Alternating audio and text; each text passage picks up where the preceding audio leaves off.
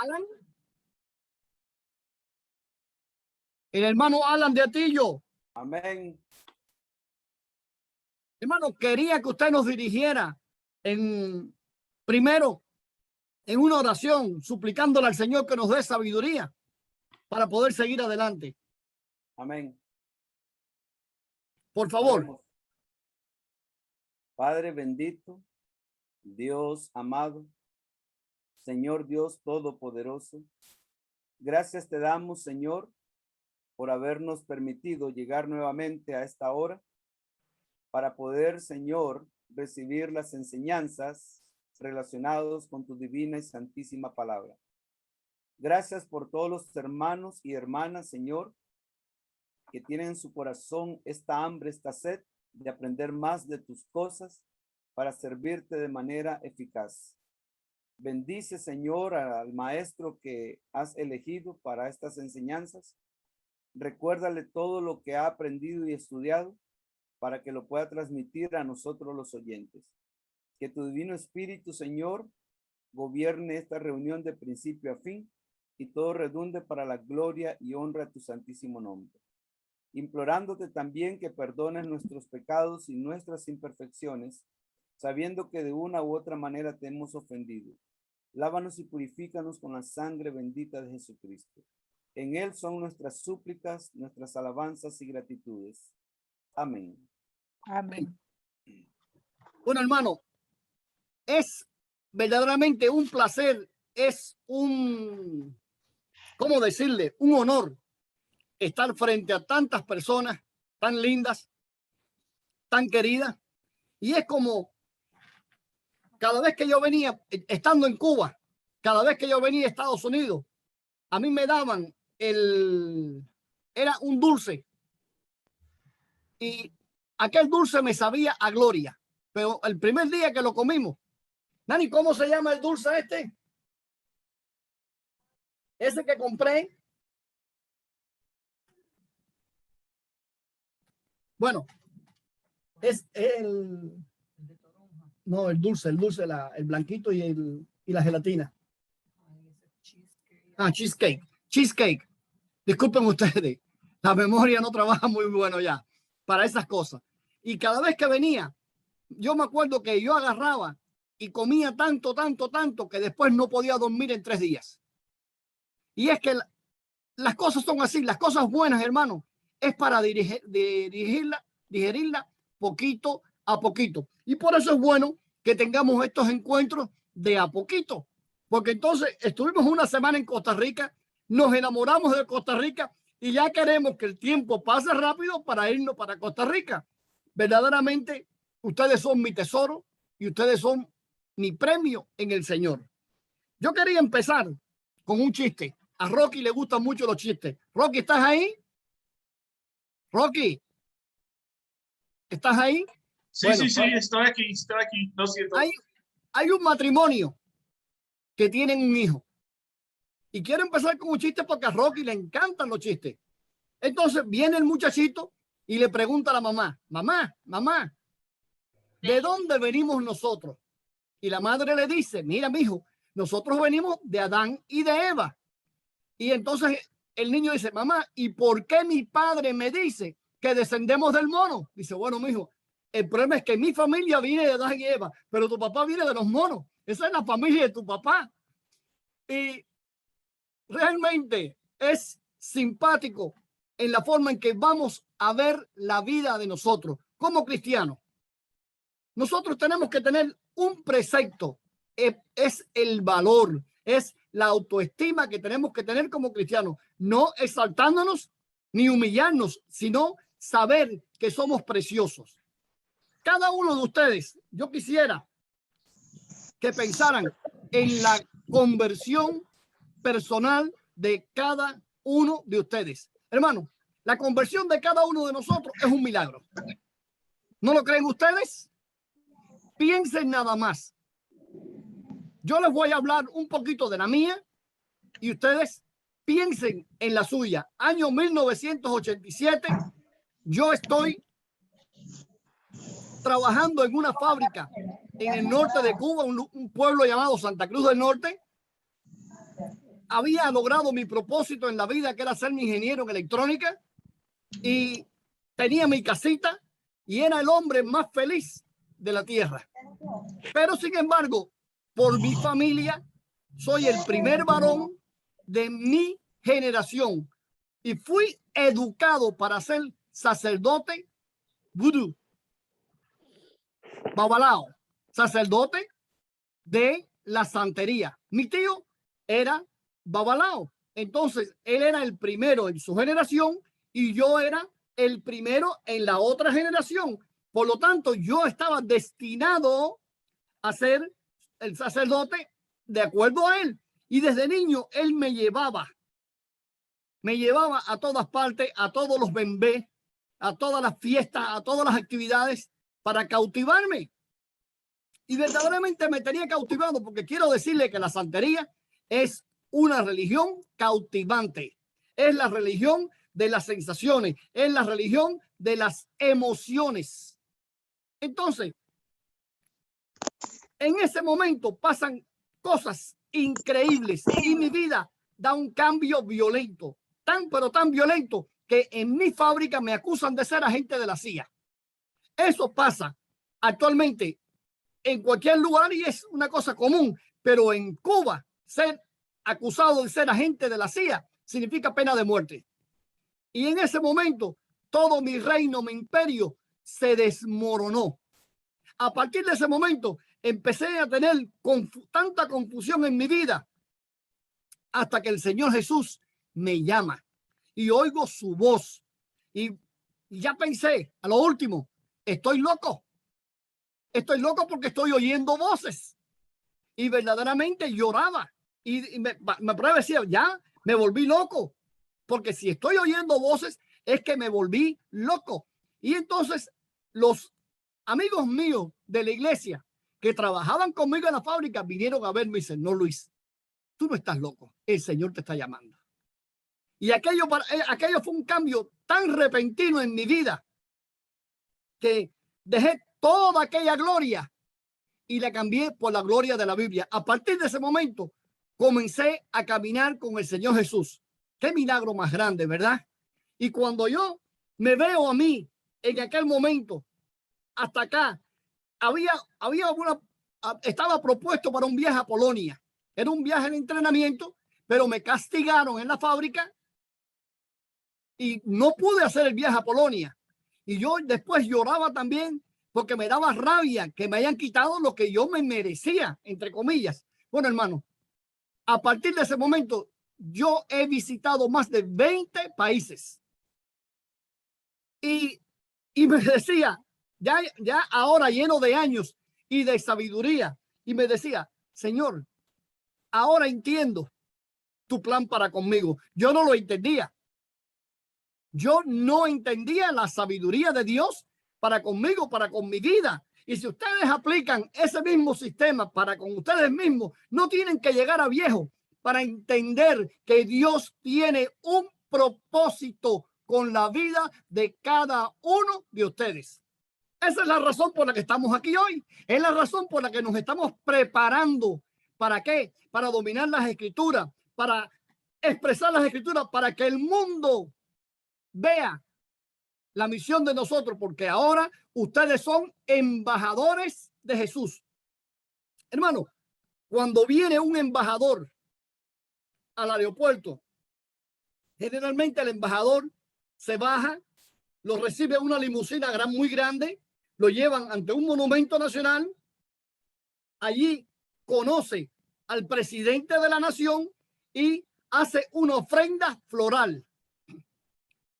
Qué cosa más linda cuando cada uno de nosotros pensemos que somos esos embajadores, que somos embajadores del Señor Jesús, que somos, como decía el apóstol Pablo, embajador en cadenas. Pablo iba encadenado, iba preso, pero él sabía que era embajador en cadenas.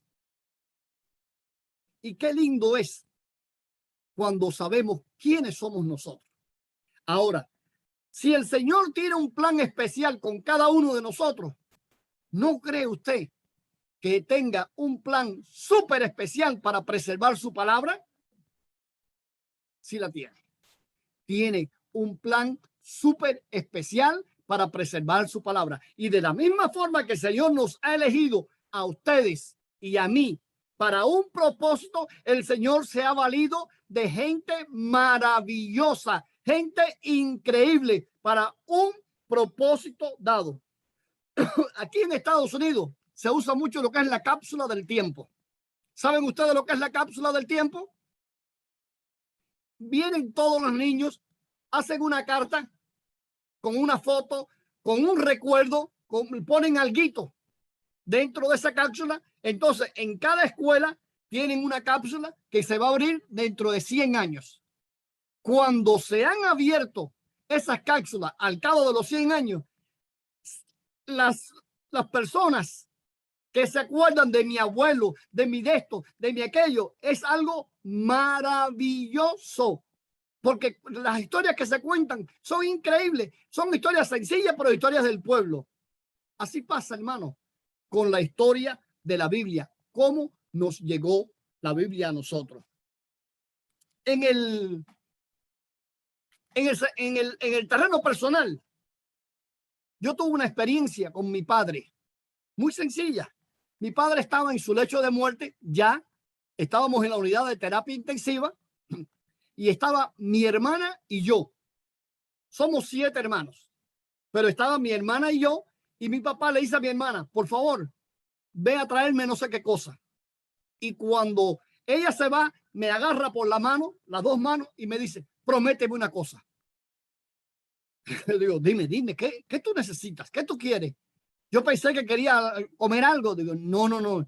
Yo quiero que tú me jures 2 cosas. Y yo me quedo frío. Mi papá a punto de morirse, y que yo le jure 2 cosas. Y me agarra por la mano duro y me dice, primero, yo quiero cuando me muera que me velen en mi casa. Porque yo no soy un homeless, un vagabundo. Y segundo, yo quiero que mi casa sea de tu hermano, el más chiquito. Pero papá, si todo el mundo tiene su casa, todos nosotros, los 6, tenemos la casa de nosotros, ¿cómo alguien va a ser tan estúpido de querer quitarle la casa tuya a mi hermano, el más chiquito? Y dice, no, yo quiero que tú me lo jures. Digo, papá, te juro que nadie le va a tocar la casa a tu hijo más chiquito. Dice, ahora me puedo morir en paz. Y yo decía, qué cosa más estúpida o qué cosa más sin sentido. No entendía el por qué. 15 o 20 días después, uno de mis hermanos viene a decirme, oye, vamos a quitarle la casa a fulano. Yo, ¿cómo? Sí, vamos a quitarle la casa porque, digo, pero si tú tienes tu casa allá, ¿qué tú quieres de esa casita ahí? Dice, no, yo quiero cuando venga aquí a mi pueblo tener mi pedazo de la casa de mi padre. Digo, no, te equivocaste. Todo el mundo piensa de mi familia que tengo mucho dinero. Y le dije a mi hermano, si tú tienes más dinero que yo, perfecto. Pero tú vas a tener que a mí destruirme en la corte. Pero ¿por qué ese empecinamiento tuyo? Si todos tenemos derechos, sí. Pero yo no voy a permitir que nadie le toque un ladrillo a la casa de mi papá. Esa casa es de mi hermano, el más chiquito. Y él se puso a pensar y se fue. Y dice, bueno, tú ganaste. Y yo me pregunto después, ¿cómo mi papá sabía que había un hijo suyo que quería, ambicioso? ¿Cómo lo sabía? Los padres saben. Los padres saben muchas cosas. Es increíble. Y hermano, de la misma forma, nuestro padre, cuando fue entregando las escrituras, él preparó todo el terreno para que de una forma u otra nos fuera llegando a nosotros su palabra maravillosa. Ahora mismo estaba viendo en un documental del 16 de marzo del año 21. Se encuentran fragmentos de Zacarías y Nahum en griego en la cueva de los horrores, en una de las cuevas en el Mar Muerto, que se llama la cueva de los horrores. ¿Y por qué se llama la cueva de los horrores? Porque ahí cuando fueron a encontraron 40 cadáveres. 40 cadáveres en descomposición Entonces, cuando llegan allí, ¿qué es lo que hacen? Le llaman así, al ver tantos muertos. Pero cuando los investigadores se pusieron a buscar, encontraron pedacitos del libro de Zacarías y del libro de Nahum en griego. Fíjense ustedes qué casualidad. 40 personas que defendieron ese pedacito de escritura con su vida para que nosotros tengamos hoy esa escritura. Ahora, cuando nosotros nos miramos en un espejo y nos preguntamos, ¿qué espera el Señor de mí? ¿Se han hecho ustedes esa pregunta? ¿Qué espera el Señor de mí? El Señor tiene planes grandes, maravillosos con cada uno de ustedes. Los tiene conmigo, los tiene con ustedes. Cada uno de nosotros somos como los dedos en la mano del Señor. Miren ustedes, ¿cuál dedo es más importante? ¿Cuál dedo creen ustedes que sea el más importante? Imagínense que le falta el más débil, el más chiquito. Por favor, las hermanas, no me tilden de sucio. ¿Cómo ustedes se limpian la nariz y los oídos si no tienen el dedo chiquito? Es imposible. Cada dedo tiene una función. De la misma forma que nosotros todos somos miembros de un cuerpo y el cuerpo es la iglesia del Señor Jesús. No dice la iglesia en Costa Rica, no dice la iglesia en Colombia, no dice la iglesia en New Jersey, no dice la iglesia en Nebraska. Dice la iglesia es el cuerpo del Señor, donde cada uno de nosotros es un dedito, una uña o algo, pero somos miembros de ese cuerpo tan glorioso. Ahora, de la misma forma que el Señor nos eligió a cada uno de nosotros, también eligió a la gente de su equipo. Cuando vamos a ver en las grandes ligas, el cubano es fanático al béisbol, a la pelota, igual que el americano. En Centro y Sudamérica, el fanatismo es con el fútbol, ¿no? Y entonces, cuando vemos a estos superhéroes, entre comillas, que trabajan y que ganan millones y millones y millones, y yo digo, caramba, para ser pelotero tan famoso, yo conocía a muchos de ellos. Cuando mi hijo estuvo en una escuela de iniciación deportiva en Cuba desde los 7 años. Entonces yo conocí a este hombre que hoy es súper recontramillonario, al pitcher más rápido que tiene, a Aroldis Chapman, que es el que tiene el béisbol aquí en Estados Unidos. Y yo lo conocí a él cuando era un niño, cuando era un muchachito. Era delgadito, flaquito. Sin embargo, ahora es un monstruo de persona. ¿Y cómo es que ha evolucionado hasta llegar a ese punto? Es el punto que tenemos que buscar cada uno de nosotros. ¿Qué vamos a hacer a partir de ahora? ¿Qué va a hacer usted? ¿Cuál es su propósito? Porque ustedes tienen propósitos grandes de la misma forma que el Señor tuvo propósitos muy grandes y los tiene en preservar su palabra. De la misma forma que en esta cueva, en marzo del año 21, aparecieron esos fragmentos de Zacarías y Nahum, ha estado la palabra de Dios preservada desde que salió de los labios del Señor Jesús, desde que salió de los labios de los profetas y los padres hasta el momento. Ha sido preservada con una precisión increíble. Ahora, estamos estudiando la lección 6. ¿Están ustedes ubicados, hermanos? ¿Cómo estás? Muy bien. ¿Están ustedes ubicados? Perfecto. Entonces, en la lección 6 estamos viendo los diferentes versiones antiguas del Nuevo Testamento. ¿Qué pasa? Ahora vamos a enfocarnos en el Nuevo Testamento. ¿Cómo nos llegó? Miren, yo les repetí a la clase pasada que de la Ilíada y de la Odisea habían 3, 4 copias. Nunca nadie puso en duda que el original fuera falso, que el original le pasara esto, que el original le pasara aquello. Nadie. ¿Por qué? Porque es un libro que no implica nada, cuenta ramas de la historia, de la mitología de entonces del pueblo griego, pero la Biblia es diferente. La Biblia es un libro de espíritu. La Biblia es un libro que tiene espíritu, que tiene proporciones para nosotros, que tiene implicaciones para nosotros. Cuando usted habla de la Biblia, usted está hablando de un libro de espiritualidad que habla de la relación de mi Dios conmigo. Es un libro personal. Por eso tiene tantos enemigos. Y esa es la diferencia. Ahora, desde el año cero en que nuestro Señor Jesucristo empezó su ministerio a los 33 años, fíjense bien, ¿cuántas cartas escribió Jesús? ¿Cuántas veces escribió Jesús? ¿Se acuerdan, hermano? ¿No se acuerdan?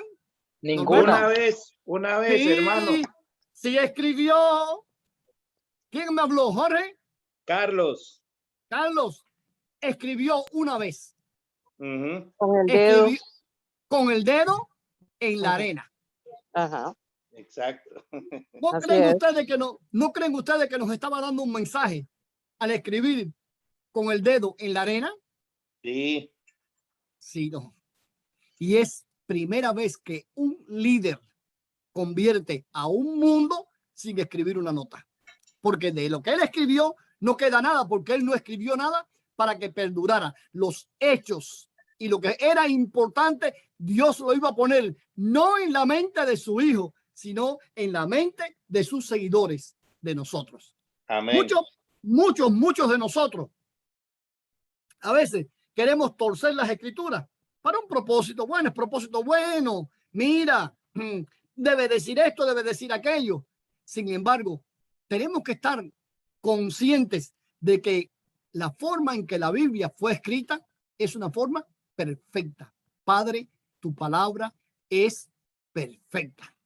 Entonces, si la forma en que nos llegó la Biblia a nosotros fue perfecta, ¿por qué el hombre quiere tanto afectarla? Tenemos varias versiones y la primera versión que vamos a hablar es la siriaca, Diatezerón.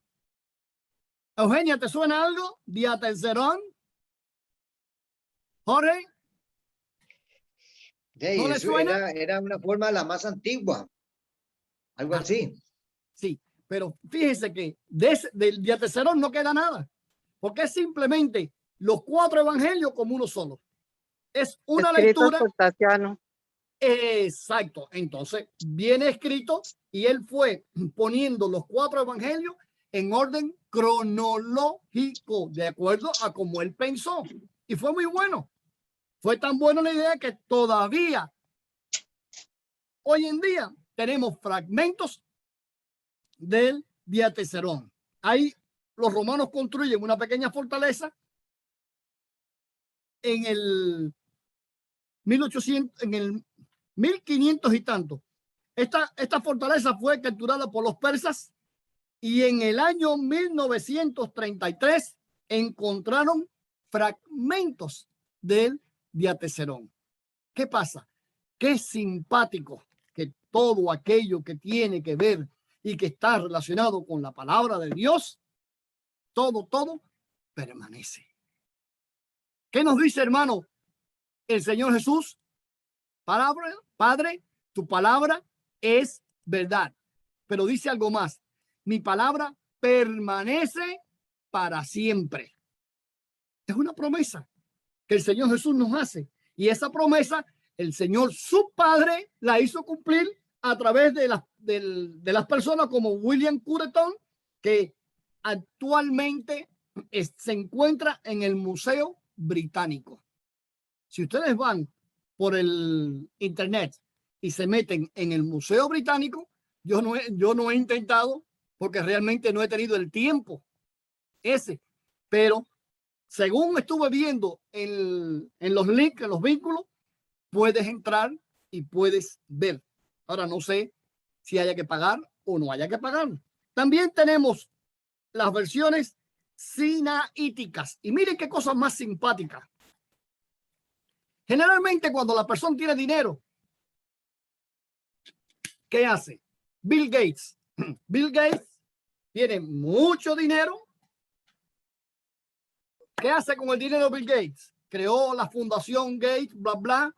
Cogió, su mujer dirige, su mujer se separa, se enamora de otra mujer. Su vida es una locura porque no sabe qué hacer con tanto dinero.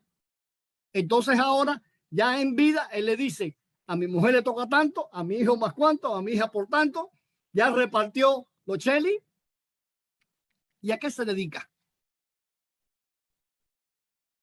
Dice que la Fundación Gates está haciendo esto, está haciendo aquello, que se están vacunando países en África, que no sé qué cosa, pero no se dedica a nada importante. Porque dentro de 20 años, cuando suene el nombre Bill Gates, lo único que van a poner al lado es tenía mucho dinero. Pero ahora, hay dos damas británicas, son muy ricas y eran excéntricas, pero eran mujeres apasionadas por la palabra de Dios. Hermano, usted no sabe la llamarada que el Señor puede poner dentro de su corazón. Ayer, hace 3 días, hubo un aguacero muy grande. Bueno, creo que ustedes lo oyeron por las noticias. Inundaciones por todas partes. Nosotros acá arriba en Nebraska, gracias a Dios, cogimos mucha agua.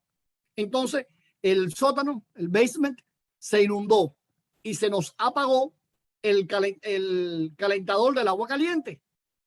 Yo estuve como 1 hora viendo a ver cómo yo lo encendía. No sabía. Y le dije, miren, me revolcaba por aquí, abría esto, abría lo otro. Era imposible. No sabía hacerlo. Aún así, tuvo que venir no sé quién y después a las 3 horas pudimos bañarnos porque ya aquí hacía frío. Y era, para hacer algo, tienes que estar preparado. No importa que tú tengas el deseo de hacerlo. Yo tenía el deseo de encenderlo, pero no podía. No sabía. Estas 2 señoras eran mujeres muy ricas, pero muy apasionadas por la palabra de Dios. ¿Y qué hicieron ellas? Bueno, en lugar de irse para Francia, en lugar de irse para aquí, en lugar de irse para allá, de tirarse fotos y selfie, aquí tengo la Eiffel, aquí tengo las pirámides de Egipto, en lugar de hacer todas esas cosas, se fueron y se metieron en un monasterio, allá en el monte Sinaí. Y fueron buscando documentos, buscando cosas. Y resulta que encuentran entre los escombros aquellos que estaban casi olvidados de hacía años allí, empiezan a encontrar unos documentos, pero que aparentemente no tenían valor. Pero la señora, mujeres al fin, agarra con la uña y le hace así, y cuando lo raspa, ve que la tinta de arriba se cae y tiene una tinta abajo.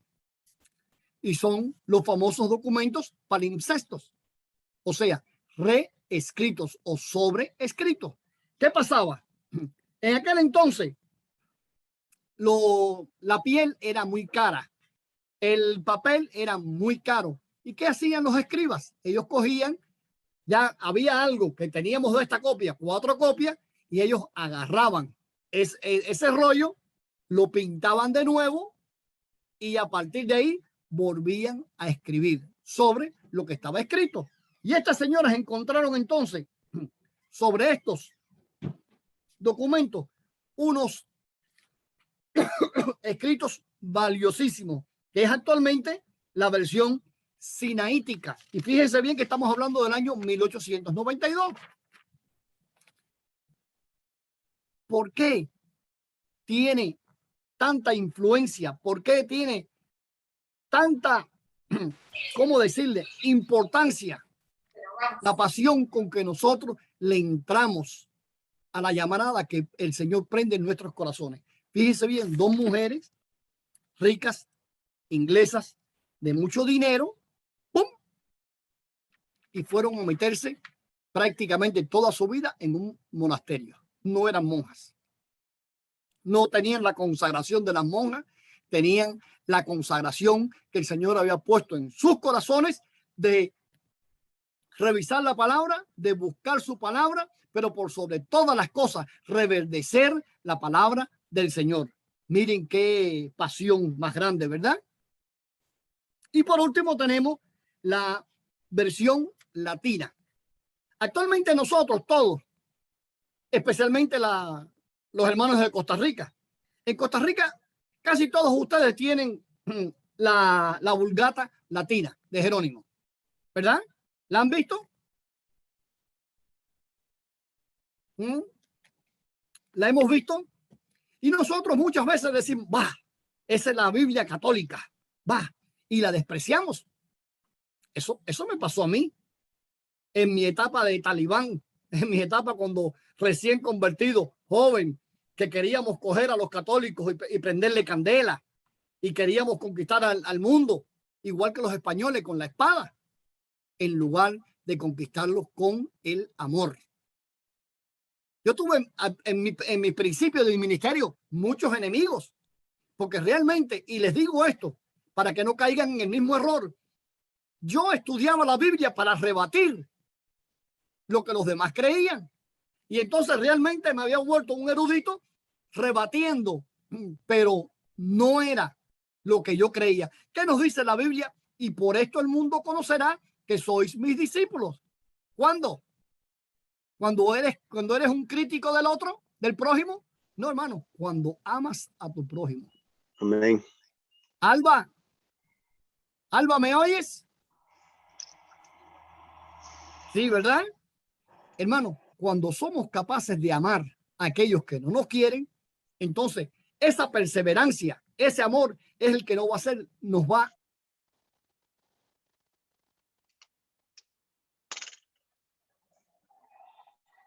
Está muteado, no se le escucha.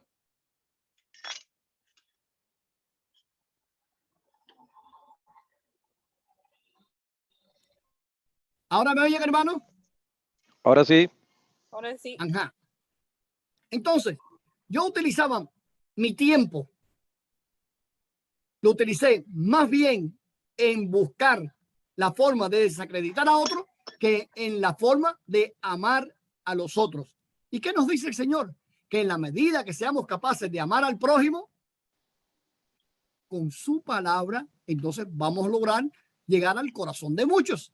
Ya después de mucho tiempo, aprendí la lección y fui domando mi espíritu. Y en este momento, ¿para qué decirle? Tengo cientos y cientos de personas a los cuales yo amo intensamente y ellos me aman a mí también. Esa es la diferencia. Claro, también mi pelo estaba negro, era bien negro. Era tan negro que yo tenía un hermano, mi hermano más chiquito me decía, tú te tiñes. No, yo no me tiño. El problema era que yo estaba siempre leyendo sin coger el sol. Y el pelo mío era un negro, pero un negro púrpura. Y él decía que yo, mi hermano más chico, que yo me teñía. Y no era así. Era que nosotros utilizamos muy mal la palabra de Dios. Entonces, la versión latina surge cuando hay todas estas versiones en griego, en arameo, en hebreo, y hay el Papa Damasus contrata a Jerónimo para que él logre coger todas estas versiones de la Biblia y las lleve a un lenguaje común. En ese entonces, el lenguaje común era el latín. Fíjense bien que el latín es el padre del español, es el padre del italiano, es el padre ¿de cuál más? Del portugués. Entonces, Jerónimo logró hacer todas esas cosas. Ahora, vamos a hablar un poquitico de Jerónimo. ¿Quién era Jerónimo? Otro hombre que el Señor, nuestro Padre, tocó profundo. Jerónimo era un hombre hijo de ricos, familias acomodadas. Jerónimo era un erudito desde niño, desde los 12 años, estudiaba idiomas, conocía de literatura, conocía de tantas cosas sabidas y por haber, porque su familia le pagaba las clases. Pero aún así, la locura de Jerónimo, la pasión de Jerónimo fueron las escrituras. Y él, cuando Dámaso era el obispo de Roma, Dámaso lo contrata como su secretario y traductor y le da la tarea, le encomienda la tarea de buscar todo lo relacionado con los evangelios y llevarlo a un idioma común. Y fíjense, si tiene sentido que en aquel momento todo aquello que venía en diferentes idiomas originales, el obispo Dámaso quería tenerlo donde él no tuviera necesidad de decirle, léeme esto, léeme aquello, qué dice aquí, qué dice allá. Lo lleva al idioma común de aquel entonces, el latín. A la muerte de Dámaso, en el Concilio de Trento, pasó algo muy simpático.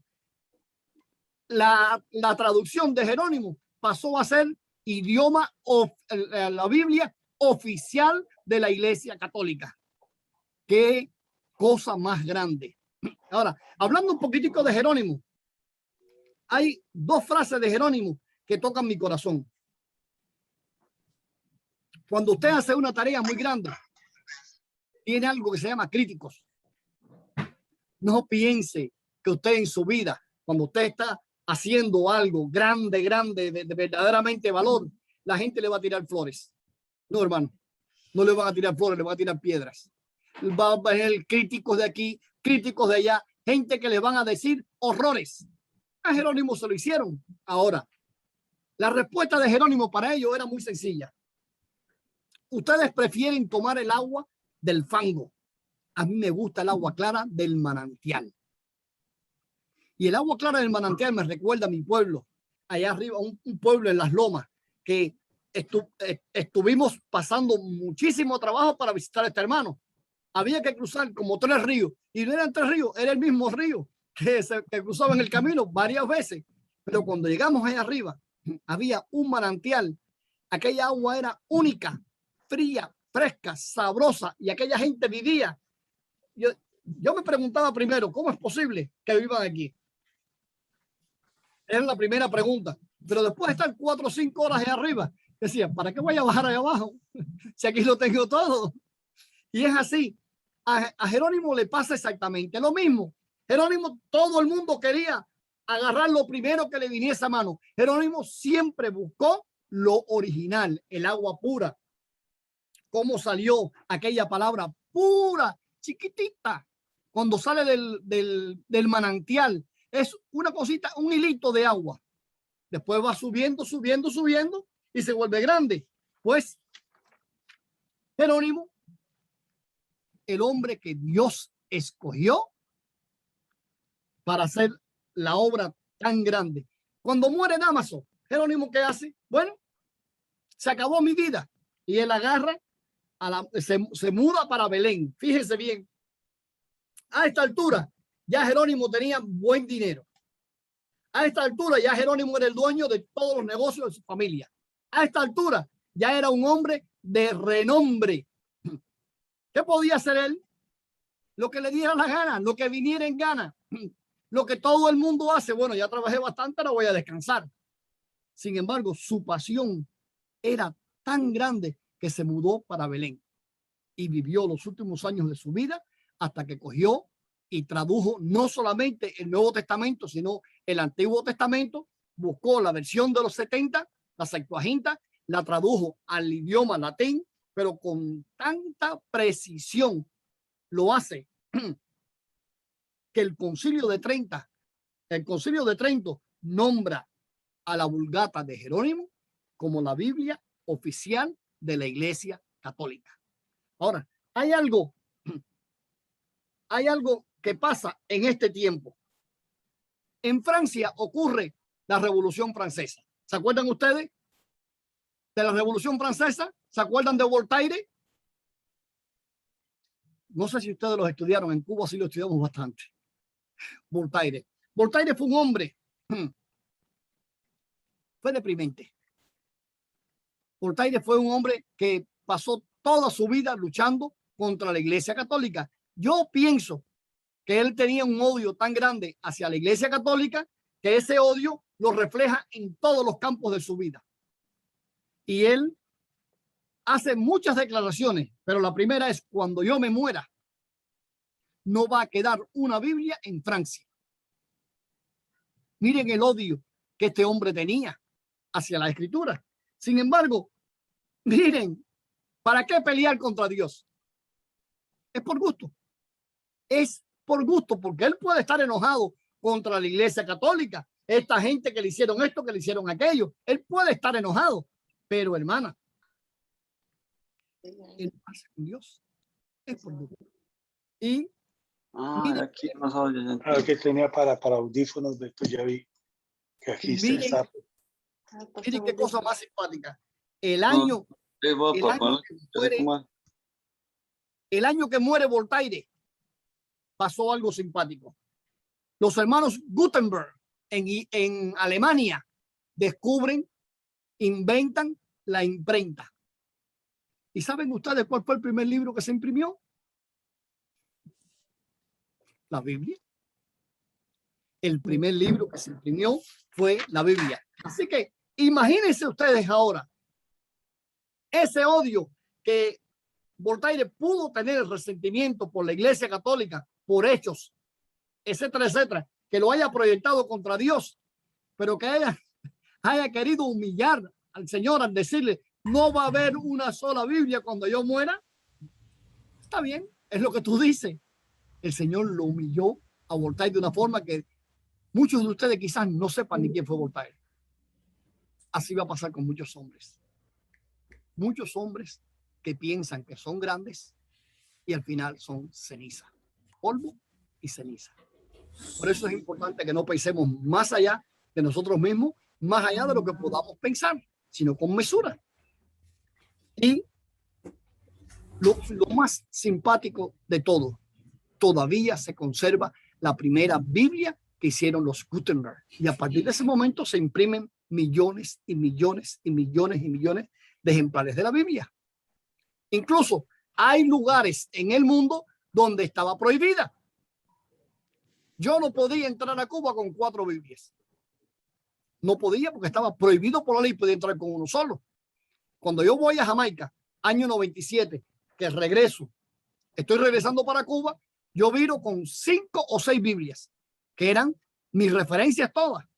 Yo estuve 12 horas detenido en el aeropuerto para que me dejaran entrar mis Biblias, porque yo les dije: de aquí no me voy. Yo salí con un permiso del Consejo de Estado de este país, salí con ese permiso y con ese permiso regreso.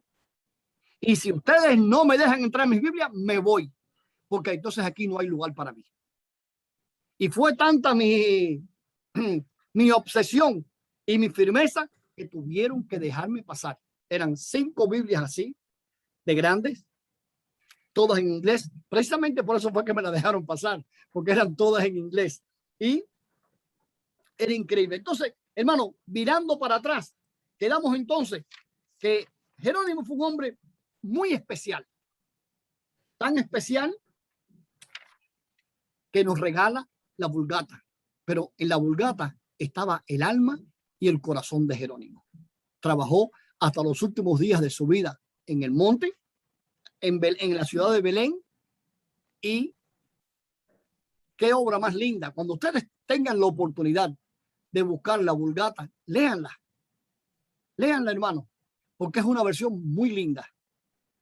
Yo tuve entre mi colección de Biblias, yo tengo mi Vulgata, que ahora no sé dónde está porque hace más de 10 años que me fui de Cuba, y cuando estuve en mi casa veo que mi biblioteca había sido movida, pero bueno, ya me encargaré de cuando yo regrese de tener mi Vulgata, porque vale la pena leerlo. Entonces, Hermano Luis, una pregunta, ¿se puede? Hombre, dígame usted, hermano. Bien, usted hace un momento mencionó la Septuaginta, ¿verdad? Ajá. Que aparentemente pues era la versión en que circulaba en los días de Jesús. Ajá. Hoy en día, no sé, ¿verdad? Si decir cierto grupo de judíos o algunos judíos, ellos dicen aprenda a leer la Biblia en su propio idioma. Ahora, yo realmente desconfío de eso. De ese mensaje, que para mí es un poco que detrás de eso hay algo, ¿verdad? Ahora, no sé si usted sabrá cuál es el objetivo de ellos al indicar por medio de las páginas de internet que estudiemos la Biblia en el idioma original, según ellos lo dicen. No sé si usted tiene alguna información adicional, hermano. Hermano, yo le puedo decir esto. Yo le puedo decir, como dice Pablo en 1 Corintios capítulo 13, si yo hablara la lengua de los ángeles y no tengo amor, de nada me vale. Si yo dijera 1000 palabras y no tengo traducción, de nada me vale. De nada le vale a usted que usted vaya a leer.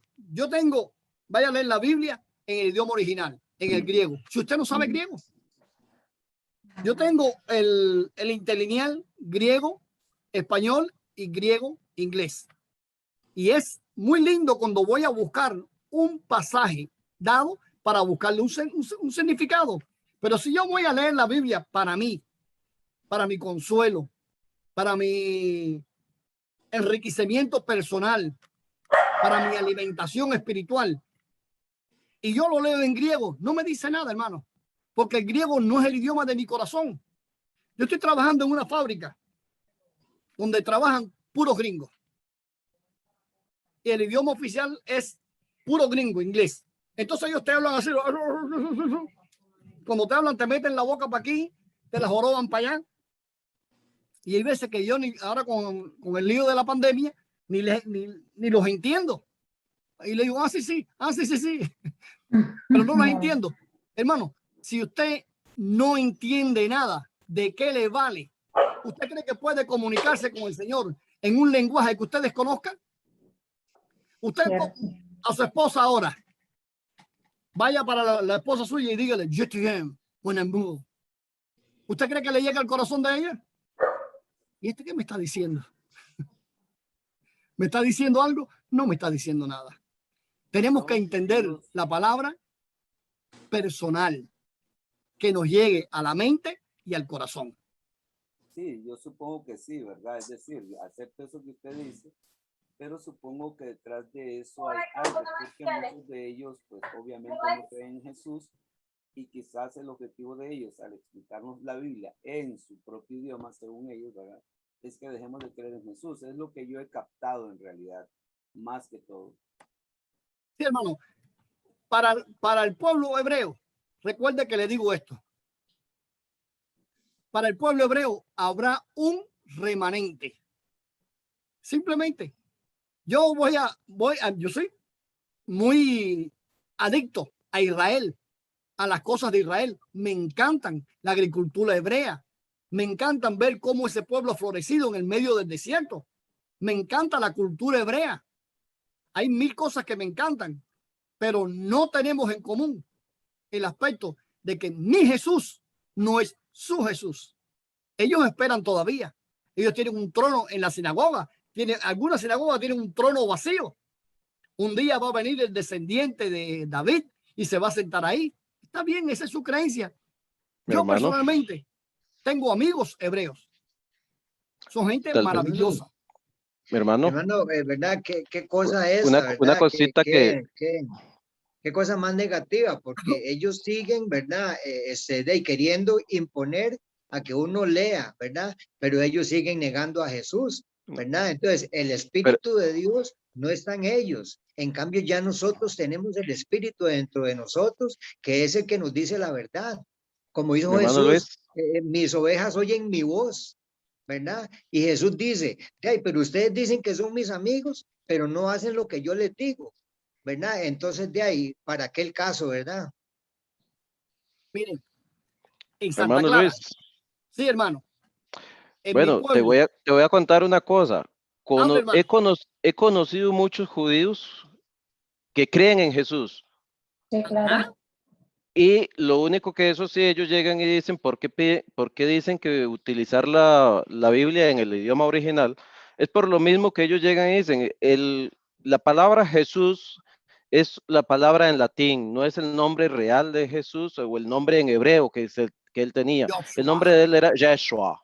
Y Yeshua es el nombre, para ellos llegan y dicen, no es lo mismo que a mí, que yo me llamo Daniel, que me digan Daniel, a que me digan Daniel, que en inglés no es lo mismo, no es el mismo nombre, o que me digan Daniel, no es el mismo nombre. No, yo respondo cuando a mí me dicen Daniel, pero si me dicen Daniel, muy probablemente me voy a quedar patinando y voy a decir, seguramente están llamando a alguna muchacha, porque mi nombre es Daniel.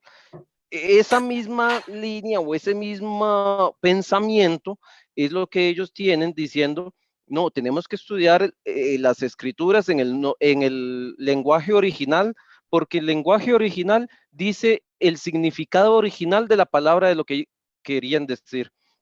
Sin embargo, como bien estás diciendo, ¿de qué me sirve a mí si yo no puedo entender ese lenguaje original? Si yo hablara, dice San Pablo en 1 Corintios capítulo 13, si hablara 1000 palabras, pero no hay entendimiento, de nada le vale. Ya les repito, un momentito, Rocky, ya les repito, yo trabajo con puros americanos. El jefe mío es un gringo de esto, gringo que es, ¿para qué decirle? Yo le entiendo a él 1/10 de lo que él me dice.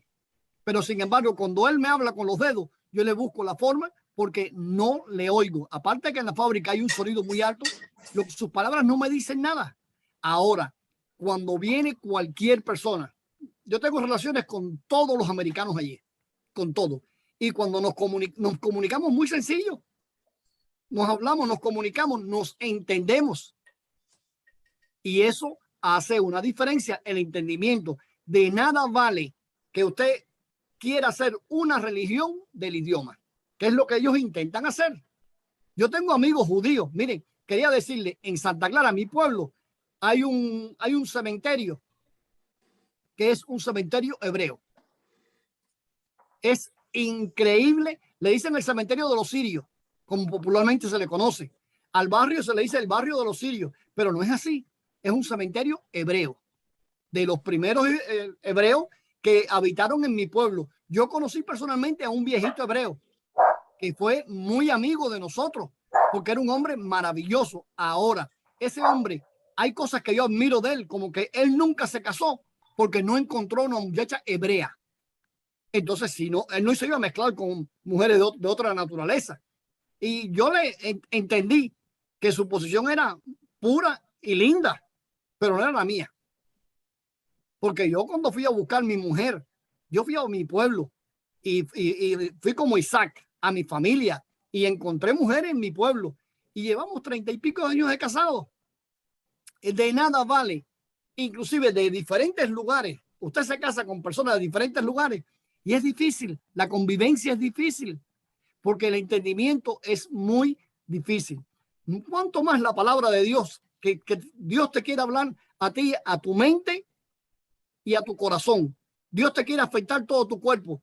Dios quiere que tu corazón y tu mente estén así, bum, bum, bum, bum, bum, bum, bum, bum. Para lograr eso, tiene que haber entendimiento. Entonces, ellos quieren predicar su evangelio. Yo se los oigo. Antiguamente los mandaba a la porra. Actualmente no. Ah, está bien. Ah, sí, sí. Te quiero regalar esto. Muchas gracias. Me regalaron una Biblia. En idioma hebreo. Qué bárbaro. ¿Para qué la quiero? La tengo ahí en mi mesa para cuando esa persona venga a verme un día, se la pongo ahí para que piense que yo la miré. Eso es todo. Eso es estrategia mía para con esa persona, pero nunca va a llegar a mi corazón porque son palabras que no tienen significado para mi vida.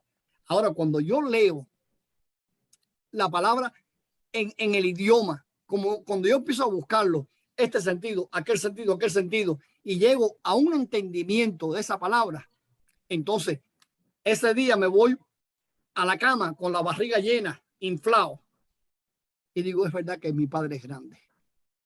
Y me paso una semana meditando en esa palabra, mi Padre es grande, porque me robó mi mente, me robó mi corazón, me robó mis sentimientos. Pero si vuelvo y les repito, usted puede leerlo en ruso, en japonés, en chino, le dice algo, no le dice nada. Cualquiera de nosotros vamos ahora a China a predicar el evangelio Y por más que nos empeñemos, no hacemos nada.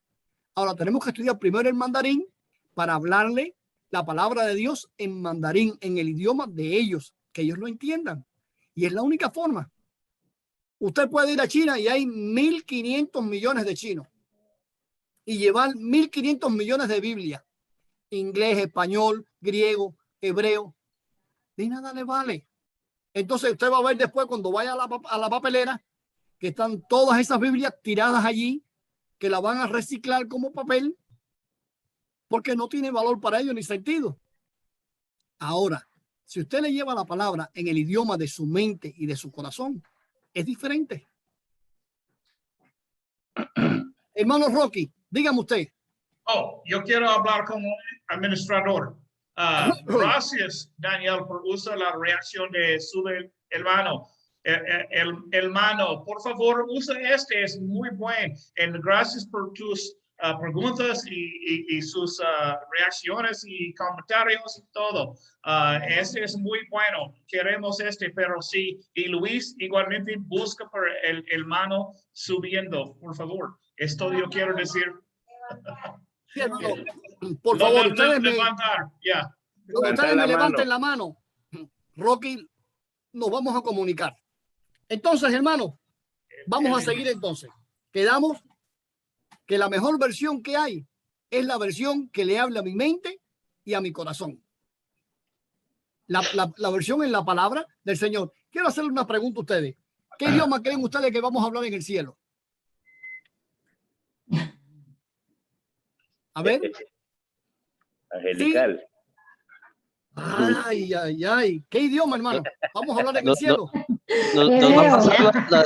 Nos va a pasar la que le pasó a los hermanos aquel día en Pentecostés. Todos hablaban y todos se entendían en su propio idioma. Miren, hermano, esa es una pregunta que yo me hago constantemente. Y les digo, el idioma inglés es muy musical. El idioma francés es muy romántico. Pero el idioma español es único. Es único porque es el que le habla a mi corazón. Y yo lo que sé y estoy convencido es que el día que yo me vaya con mi Señor, con mi Padre, Él me va a decir en un idioma que yo lo voy a entender. Cuando yo me caía, me acuerdo, una vez tuve un accidente en la bicicleta y me rajé todo, la rodilla y me rajé la frente. Yo llegué a mi casa sangrando y mi papá cogió, me miró. Yo estaba grande y dije, me voy a morir. Tenía como 12 años. Ay, papá, me voy a morir. Dice, no, hijo, no, usted va a joder mucho todavía. Me limpió, me llevó para el hospital infantil. Y entonces, cuando salimos del hospital infantil, me dice, te voy a premiar. Digo, premiarme, ¿sí? Porque hoy te graduaste de hombre. No lloraste cuando te cogieron los puntos en la frente. No lloraste cuando te cogieron los puntos en la rodilla. Y fuimos al cine. Y la película que vimos es una película de Charlie Chaplin. Me acuerdo.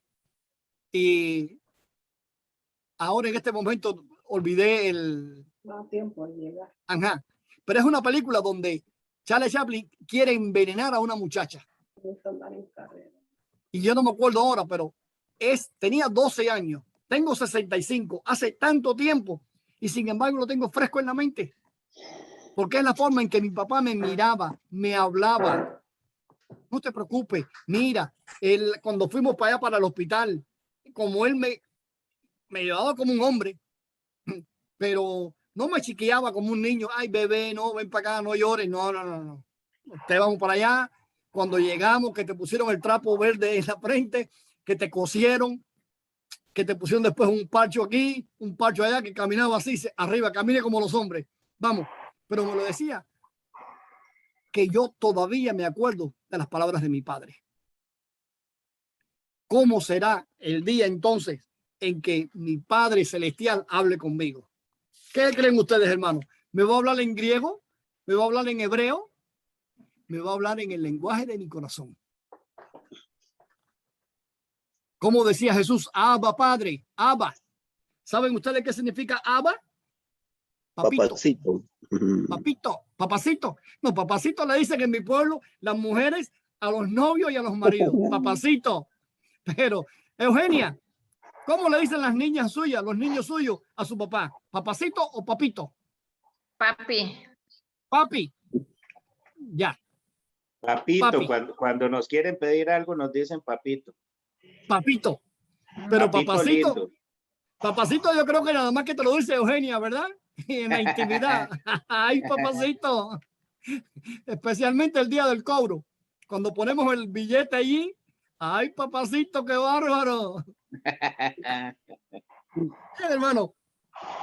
Entonces, vamos a ir ahora y seguimos viendo los manuscritos especiales.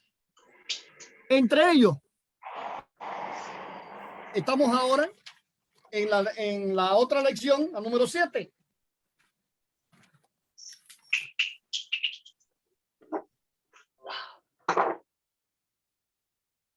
Miren, cuando ustedes entren, la lección 7, cuando ustedes entren en este mundo, se van a encontrar, es un mundo único, maravilloso. Nosotros tenemos la Biblia. Yo tengo una versión de la Biblia moderna. Esta versión es del año 1800 y tanto. Esta versión no creo que nadie la tenga.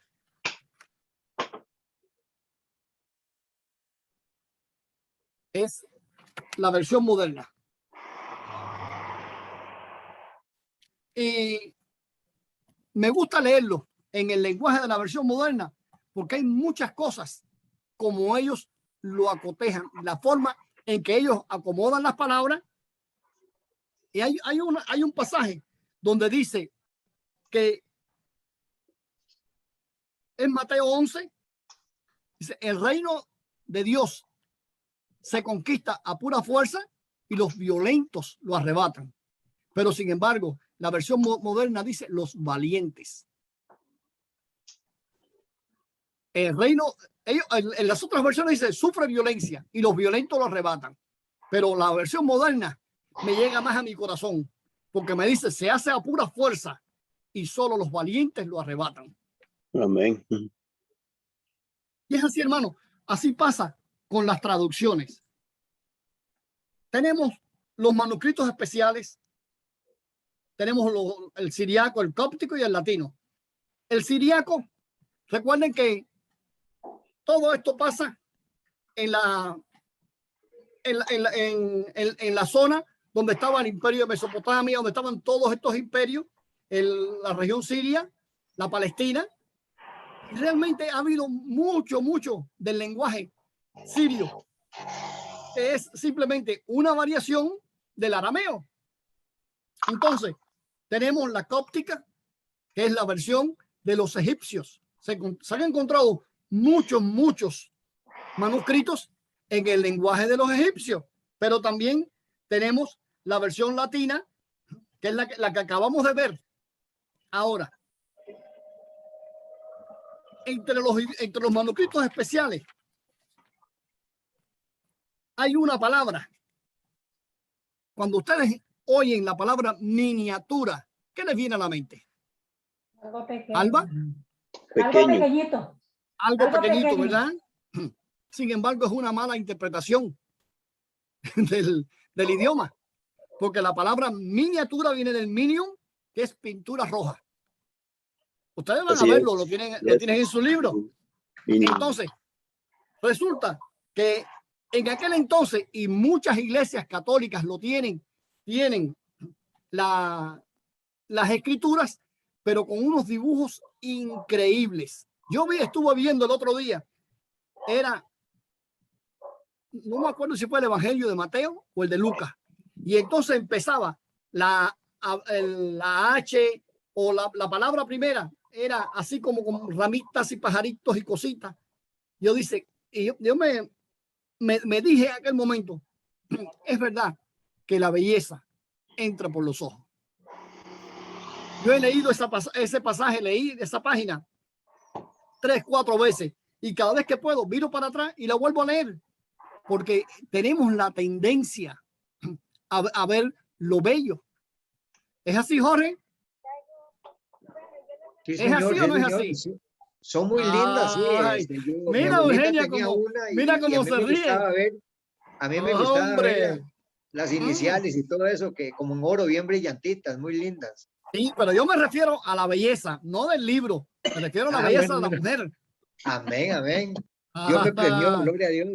muy importante, hermano. A Lo él le bello, gustó la E, le gustó. ajá, lo bello es atractivo. Entonces, ellos preparaban las lecciones con muchas letras, pero fíjense bien que muchas de estas copias eran hechas en colores muy llamativos sobre una vitela, un cuero bien caro y con letras de oro y de plata. Y aquellos dibujos, ¿qué es lo que eran esos escribas, hermano? Eran artistas, eran artífices. Y hubo mucha gente que estaba a favor de los manuscritos iluminados y mucha gente que estaba en contra. Pero yo les digo algo, todo aquello, todo lo que ayuda, coadyuva, aquello que nos lleve hacia un paso más adelante en la fe, es bueno.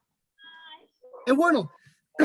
Yo no puedo decir que tanta gente estaban equivocados cuando hicieron estas copias, estos escritos tan bellos, que actualmente existen copias y sí lo podemos ver en internet. Y cuando usted va a internet, inclusive usted lo puede comprar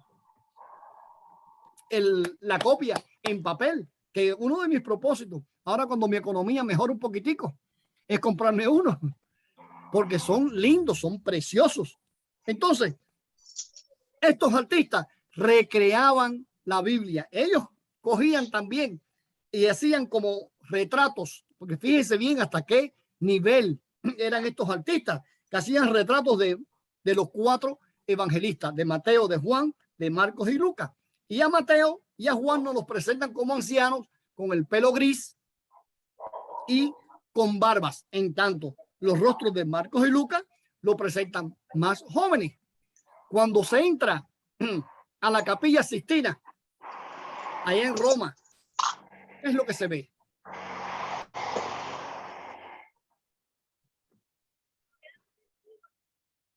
En el techo de la Capilla Sixtina, en Roma, hay una de las obras más grandes de todos los tiempos. La creación de Miguel Ángel. La creación de Miguel Ángel. Entonces, es un hombre que está como que en posición fetal, pero ya adulto y queriendo tocar el dedo de Dios. ¿Verdad?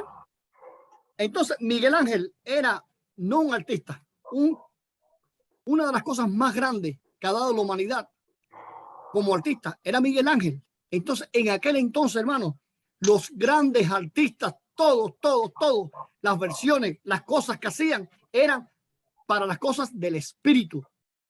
Eran obras maravillosas. Cuando ustedes van a las iglesias católicas antiguas, que vayan, van a ver, es verdad que tienen imágenes, es verdad que tienen esto, tienen aquello, tienen 10 millones, pero vayan a ver otra cosa. Vayan a ver cómo ellos entraron al corazón de los seres humanos. Yo iba con mi abuela siendo niño y yo me acuerdo que cada vez que pasaba por la catedral de Santa Clara de mi pueblo, mi abuela se santiguaba. Y ella me apretaba la mano y me decía, santíguate para que no te entren los demonios. Y eran mil cosas, entonces me obligaba.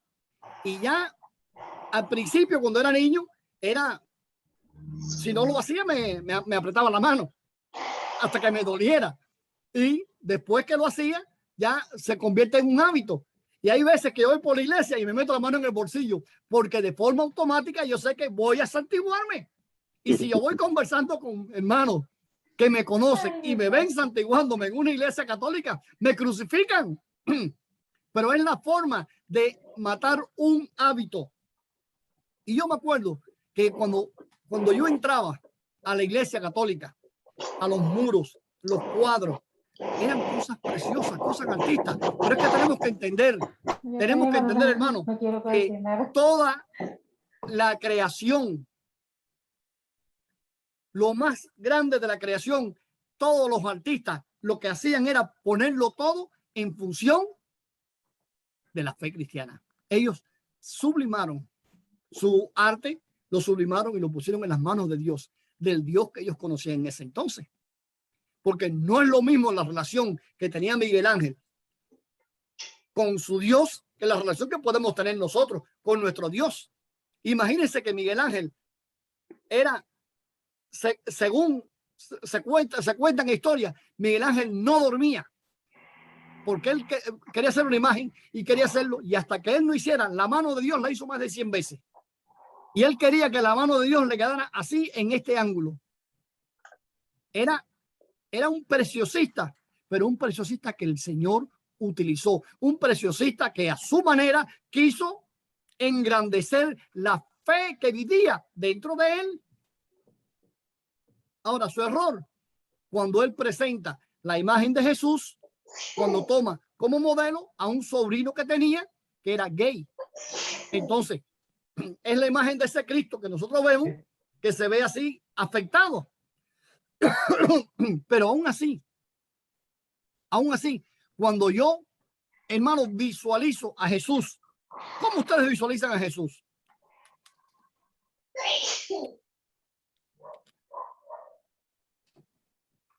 Alba, ¿cómo usted visualiza a Jesús?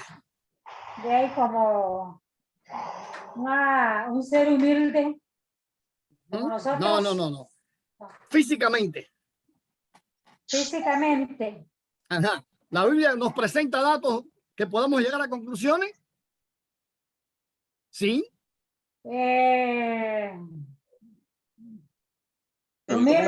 Algunos datos, mi hermano, que tiene la Biblia es que, por ejemplo, era carpintero y en aquella época los carpinteros, Un momentico, hermano.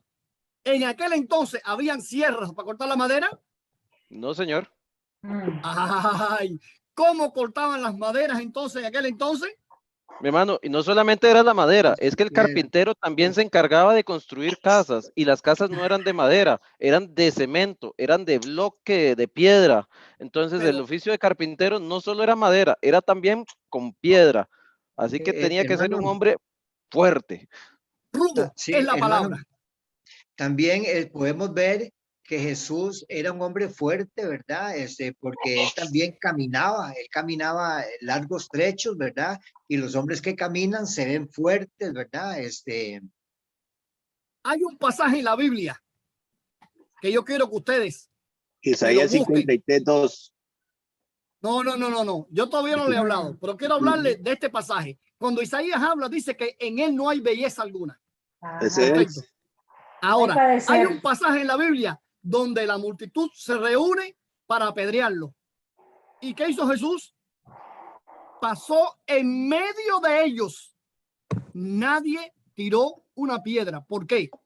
Porque no era un sisi, no era una persona frágil, era un hombre que iba caminando por el medio y le cogieron miedo. Fíjense bien que dice, y la multitud se reúne para apedrearlo y Jesús pasó en medio de ellos. Entonces, hermano, el Jesús que yo visualizo.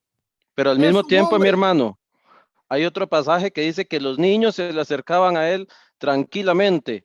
Así que aunque su presencia, aunque se veía una presencia fuerte, masculina y ruda, era una presencia apacible que permitía que los niños pudieran acercársele. Aleluya. Usted ve, hermano, cómo nosotros podemos buscar palabras que vienen en la Biblia, formándolas para formar una imagen de ese Jesús que vive y mora contigo, que no tiene nada que ver con esa imagen que hemos visto desde niño, pero ni yo me atrevo a criticarla. Porque yo sé en quién he creído. Yo sé a quién estoy sirviendo, pero yo no soy quien para juzgar a este o aquel. Y mucho menos juzgar a Miguel Ángel, un genio de toda la vida que Dios utilizó para cosas maravillosas. Sin embargo, qué fácil es decir, son unos idólatras, son estos, son aquellos. Es mejor a veces tragarnos la lengua para no afectar nuestros sentimientos. Y amarlo. ¿Verdad, Alba? Amén, hermano, así es. Y amarlo. Entonces quedamos que tenemos los manuscritos iluminados, donde fueron copias creadas especiales. Eran copias pero tan linda, en vitelas teñidas de púrpura con letras de oro y de plata. Hay una mujer en la Biblia que era vendedora de púrpura. ¿Saben ustedes lo que es la púrpura? Un tinte. Lidia, Es un tinte. Lidia, así ya no. Un tinte que se saca de un molusco. Ay, Lidia. Pero la púrpura es un alga que se busca dentro del bien profundo en los mares, a más de 20 metros. Entonces, la persona que comercializa eso es una persona muy rica.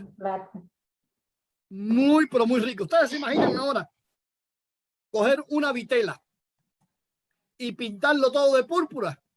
¿Quién puede pagar eso? Muy poca gente. La gente rica.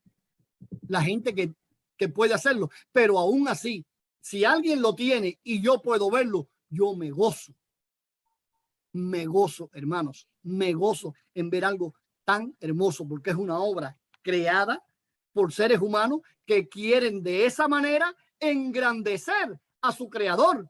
Es la forma en que ellos están honrando a Dios y son los manuscritos iluminados. Ahora, seguimos. Tenemos el libro de Kells, que está en la biblioteca del Trinity College en Escocia, que vienen los 4 evangelios, una hermosa escritura latina, y el texto es lo más importante, pero lo más que impresiona es la belleza de sus decorados. Tenemos, Hermano Luis, mande. tienes 2 manos levantadas. Perdón, a ver, Rocky, ¿quién? Hermano, ¿quién me está levantando la mano? ¿Juan García? Perdón, Juan García y Rocky. Okay. Yo, hermano. Dígame usted, Juan García. Bueno, levanté la mano cuando estaban preguntando cómo imaginaban a Jesús.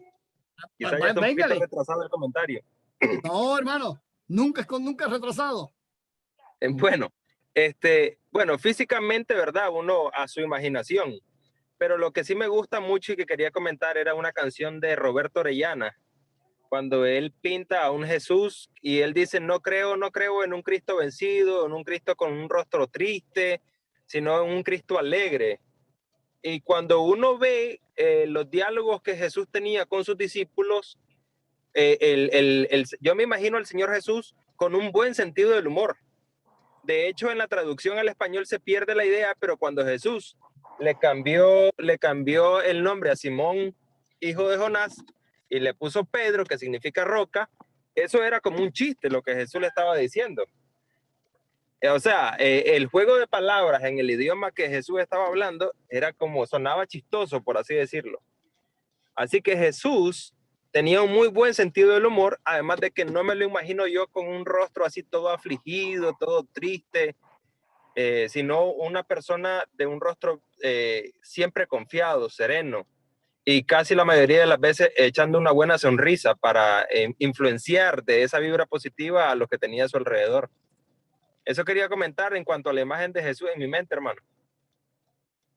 Muy lindo, hermano. Pero miren, después ustedes, los que puedan, hay una canción muy linda. Yo soy fanático de Joan Manuel Serrat. Cuando yo estaba en la universidad, Serrat sonaba mucho. Y hay una canción que se llama La Saeta. Y dice más o menos así: oh, la saeta, el cantar, el Cristo de los gitanos, siempre con sangre en las manos, siempre por desenclavar. Cantar del pueblo andaluz, que todas las primaveras andan buscando escaleras para subirla a la cruz. Oh, no eres tú mi cantar, no puedo cantar ni quiero a ese Jesús del madero, sino el que anduvo en la mar. Y es bello la forma en que el poeta se describe a Jesús. El pueblo gitano, cuando hablar de los gitanos en España, es, no sé, es como hablar de la plaga, de lo malo. Pero sin embargo, el pueblo gitano era más sincero en su adoración que las otras personas. Y por eso que dice, cantar del pueblo andaluz, que todas las primaveras andan buscando escaleras para subir a la cruz.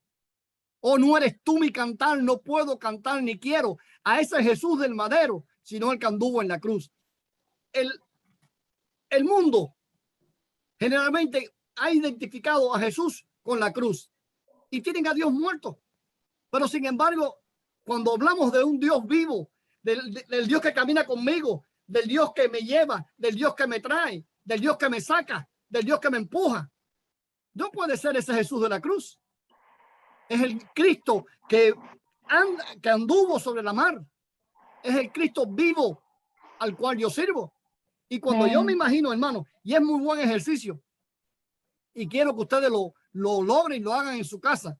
Cuando ustedes se imaginen a Jesús, no es un asunto de idolatría, pero siempre hay una voz que usted va a oír, que es la voz de su alma, de su conciencia, que le va a decir las cosas. Eso no está bien. Pero yo le digo, como decía mi padre cuando yo cumplí 19 años, que ya terminé el college, que vengo y que empiezo la universidad, cuando él hablaba conmigo, él hablaba aparentemente de igual a igual, pero siempre era mi padre. Entonces, la forma en que él me decía, chico, eso no está bien, pero chico, ¿cómo vas? Pero compadre, él me decía, pero compadre, la cagaste otra vez. Entonces, de la forma en que él me decía, a mí me daban deseo de pegarme yo mismo, como mi padre me lo decía. Y es la forma en que Dios se va a comunicar con nosotros. Hay poder en su palabra, pero también hay sentimientos, hay emociones, porque Dios nos hizo seres con emociones y con sentimientos. Luis, hay mano levantada de Norberto. ¿Ande? Hermano. Luis, Carlos decía que el hermano Norberto tenía la mano levantada, o sea, yo. Ajá. Hermano, tú sabes que la pregunta que me hiciste, ahorita no levanté la mano porque me pusiste a pensar, ¿cómo imaginan ustedes a Jesús? Y yo iba a dar una respuesta casi a la hermana, iba a hablar del Jesús espiritual, pero tú estabas hablando del Jesús físico y yo no tenía una respuesta, pero después de que oí hablar algunos hermanos, pensé que gracias a Dios que la Biblia no da muchos detalles acerca de eso, porque si hemos hecho religiones de la mujer que oraba con el manto puesto en la cabeza, si hemos hecho religiones y doctrina de frases, ¿qué no hubiéramos hecho de las descripciones de Jesús? Nada más eso, quería decirle. Y otra cosa es dejarle esto desde aquí, desde New Jersey. Ay. Mire, hermano, antes de Solo seguir. te falta el tamal. Antes de seguir, mire, hermano, recuerden esto también. Moisés es enterrado en el desierto y nadie sabe dónde está la tumba de Moisés, ni los restos de Moisés. ¿Saben ustedes por qué? Porque Dios sabía que si ponía la tumba de Moisés en un lugar, iba a hacer adoración idolátrica. Entonces, la hermana Nazaret Hidalgo Páez. Hermana, por favor. ¿Me escucho? Sí, hermana. Adelante. Bueno, mi nombre es María Páez. Es que de casualidad el correo quedó de mi hija. No importa. Pero mi nombre es María Páez. Hermano, vea, mi concepto de Jesús es el líder que primero nos dio ejemplo, que primero trabajó, primero enseñó y primero fue a buscar al pueblo para enseñar, para que nosotros lo sigamos ahora. Es el líder el buen líder que primero hace y los demás lo seguimos. ¿Por qué? Porque él nos da primero el ejemplo. Amén. Él nos dio primero el molde a seguir.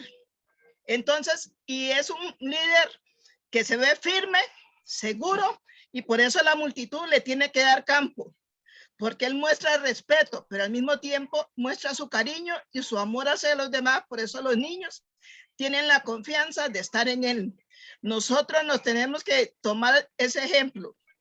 En esa parte, ser muy imitadores, no creernos más que él, pero imitadores en ser sencillos, seguros, amorosos y no más sabios que otros, sino todos los días vamos a aprender para poder guiar el pueblo. Dios lo bendiga. Su palabra, hermana.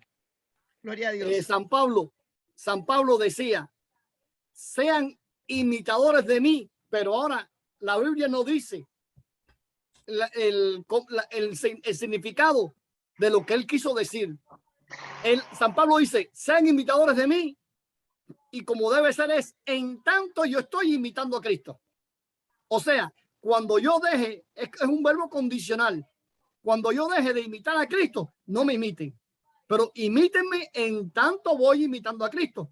Y es maravilloso, hermano. Entonces, hemos visto cómo los seres humanos han puesto su talento, sus riquezas para glorificar a Dios a su manera. Por eso es absurdo que yo pueda decir mi manera de glorificar a Dios es más grande que la tuya. La tuya no sirve porque me convierte en juez. Entonces, en los manuscritos iluminados tenemos varios códices de varias personas que hicieron cosas grandes. Y esas cosas grandes, hay una Biblia del monje Scofield que era increíble. Tenía 1040 hojas, pesaba 37 kilogramos. 37 kilogramos son como 70 libras. 70 libras, cargar un objeto de 70, no más. 80 y tantos libras. Óigame, pesa. Sin embargo, este monje dedicó toda su vida a esa obra como un regalo para el Papa. Pero realmente él a quien quiso glorificar no era el Papa, era glorificar a Dios en un regalo hacia el Papa. Y en la medida que vayamos admirando el talento que Dios ha puesto en los demás, vamos a vernos a nosotros mismos en la forma en que no critiquemos. ¿Y qué les digo? No es que lo que está mal hecho, por supuesto. El pecado es pecado, pero Dios ama al pecador. Entonces, yo tengo amistades lesbianas. Hay una señora que cuidaba a mi hijo, lesbiana. Y desde cuando yo la contrato a ella, estábamos en Cuba, mi esposa estaba recién parida hace 17 años. Entonces mi esposa quedó muy mal del parto.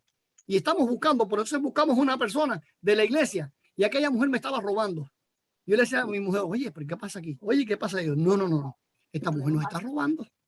Y era una hermana de la iglesia que habíamos contratado para ayudarla a ella, pero me estaba robando. Y yo, no, mira, mija, esto es así, esto es asado. Punto. Decidimos quitar a esa mujer a los 15 o 20 días y entonces buscamos a esta otra persona. Aquella mujer es maravillosa. Pero bueno, como a los 6 meses me dice la prima, Luis, ¿tú no te das cuenta que fulana es invertida? Y si se enamora de tu esposa, digo, mira, te voy a decir algo. Fulana me robó mi corazón. Le robó el corazón a mi esposa. Adora a mis hijos. Yo no voy preguntando, no sé, ahora me entero por ti de que es lesbiana, pero no me interesa. ¿Sabes por qué no me interesa? Porque tiene un alma linda. Es una persona linda. Es una persona que nos quiere a nosotros, que nos sirve y que para todo me era muy beneficioso, especialmente para mi esposa. Teníamos los 2 niños. Entonces yo estaba trabajando, yo tenía que irme 10, 12 días para el monte a trabajar. Yo tenía grupos en toda Cuba y me iba una semana para aquí, una semana para allá. Y yo no podía ahora pararme a decir, no puedo hacer esto porque tengo que cuidar a mis niños. No, yo le busqué todas las condiciones a mi esposa para que ella no sufriera. Y esta persona fue la persona que Dios puso en nuestro camino hasta el sol de hoy.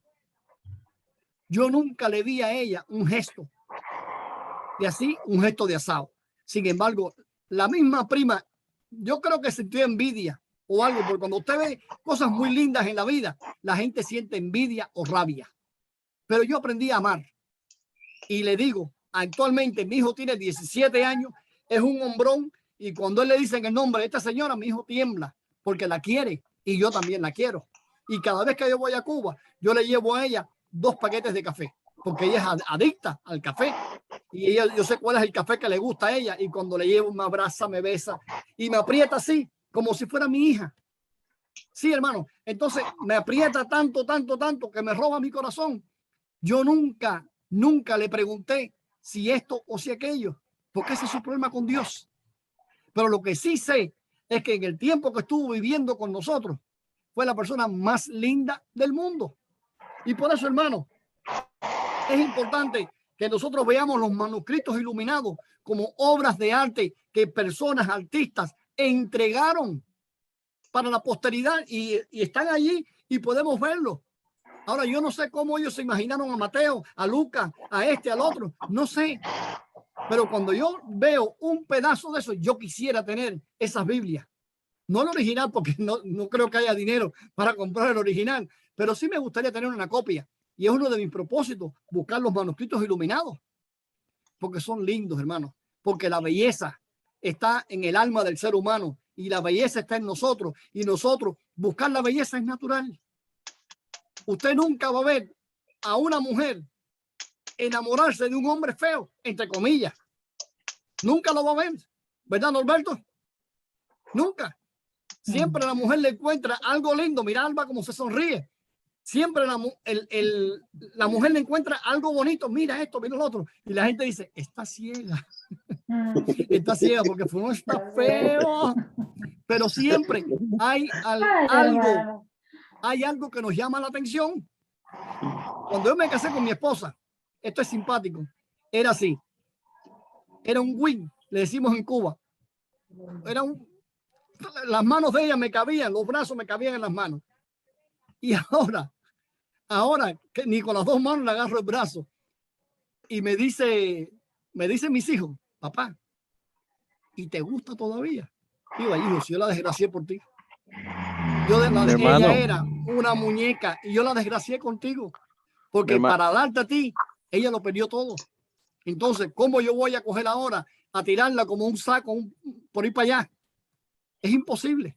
Y entonces mi hijo me abraza y me besa. Porque ellos quieren saber de que usted está enamorado de su mujer. No es el amor ese de los 14, de los 15. Pero es amor igual. Es el compromiso. Mandy. Mira que aquí decimos en Tiquicia, billetera mata galán. Y hablada mata billetera. Billetera mata galán y hablada mata billetera. Bárbaro. Eso es lo que quiere decir, es que un hombre puede ser galán, pero si el otro tiene dinero, le va a ganar. Pero todavía, si hay otro que habla más bonito, por más dinero que el otro tenga, por más bonito que él, porque él le habla bonito, le va a ganar al que tiene, ya sea billetera o al que sea galán. Así que no es porque sea bonito, porque sea con dinero, es porque depende de las mujeres que estén hablando. Bueno, en Cuba le decimos piquito de oro. Mi padre desde niño me decía a mí profe. Y después me decía que yo era piquito de oro, porque siempre el habla fue algo que yo dominé desde niño. Él lo veía y lo engrandecía. Carlos Brenes. Diga, hermano. No, hermano, que quería comentar que también para esas épocas en que se hicieron ese tipo de manuscritos y que participaron todo ese tipo de personas, artistas y muchas personas que fueron involucradas en el proceso de la historia de la Biblia, para esa época no existía la posibilidad que nosotros tenemos en la actualidad, ¿verdad? La Biblia la puede tener mucha gente y hoy en día más que nunca, por medio del internet, todos pueden tener acceso a la Biblia. En aquella época, no toda la gente tenía acceso a las escrituras, no la conocía. Era diferente. Ahora usted dice eso, hermano.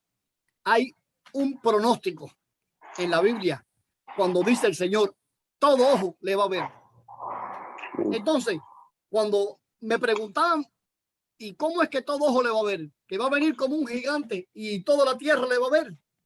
Dije, no sé, porque yo no me imaginaba que Jesús tuviera que venir como un gigante en las nubes.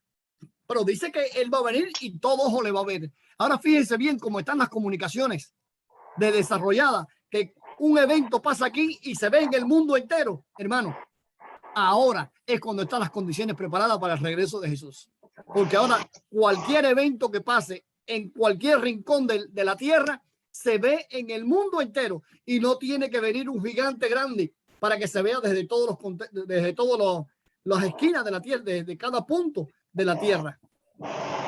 Por eso lo decía, hermano, cuando ponemos la mente y el corazón al servicio del Señor, siempre hay algo que Dios quiere y Dios tiene la intención de que nosotros hagamos. Ahora vamos a seguir para la última lección de hoy. Mi hermano. Dígame. Quería decir algo que analicé en lo que nos has enseñado durante todo este tiempo. Y es que, entendiendo lo que nos estás explicando y enseñando hoy, es que el mejor manuscrito es el amor. Y el amor de Dios escrito en ti y a través de ti. Amén, hermano. Es importante, lo mismo que hablábamos. Nosotros no hacemos nada con dominar bien las escrituras y leer la Biblia, si nos volvemos autómatas, si no vivimos la fe. El Señor Jesús te lo dice claro. Y en esto conoceréis, el mundo sabrá que sois mis discípulos. ¿Cuándo? Cuando os amáis los unos a los otros. Amén. Ya, simplemente, cuando usted, miren, ustedes me disculpan que me voy a ir un poquitico de la clase. La familia Ulate. Hay la señora, la mamá de Carlos. Qué mujer más linda. Que es, cuando yo salí de ahí, a mí lo que más me robó el corazón y me lo estrujó fue la mamá de Carlos Ulate. Su madre, cuando yo terminé de hablar aquel día ahí en la iglesia, me agarró por la mano, se quitó la máscara y me dijo, y yo soy linda. Y yo les dije, usted no es linda, usted es bella, hermosa. Pero yo tenía que decir algo también, algo en tono de bullying, pero sus hijos son bien feos todos. Porque de verdad que no sacaron nada suyo. Y ella se ríe. Y hay una muchachita que es de las nietas. Dice, pero mira esta. Y la muchachita, porque es una familia fantástica, increíble. Se mira así de lado y me dice, ¿qué estoy yo? Digo, preciosa como tu abuela. Menos mal que ese gen de la belleza lo adquieren ustedes a través de su abuela. Y hermano, ese es el espíritu. Es el espíritu que realmente predomina. Yo vi a esa señora y verdaderamente estoy loco por verlo de nuevo.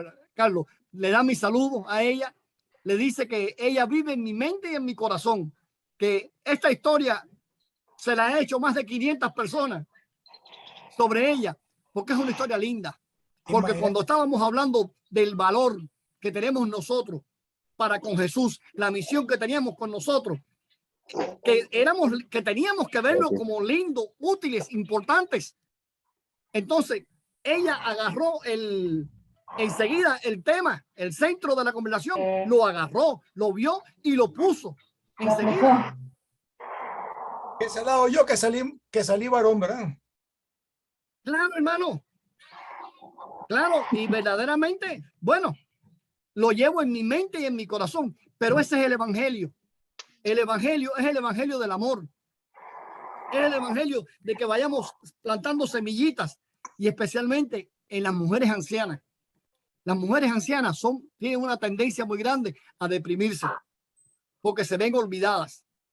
Entonces es la tarea de nosotros de que el último ciclo de su vida sea feliz. Amén.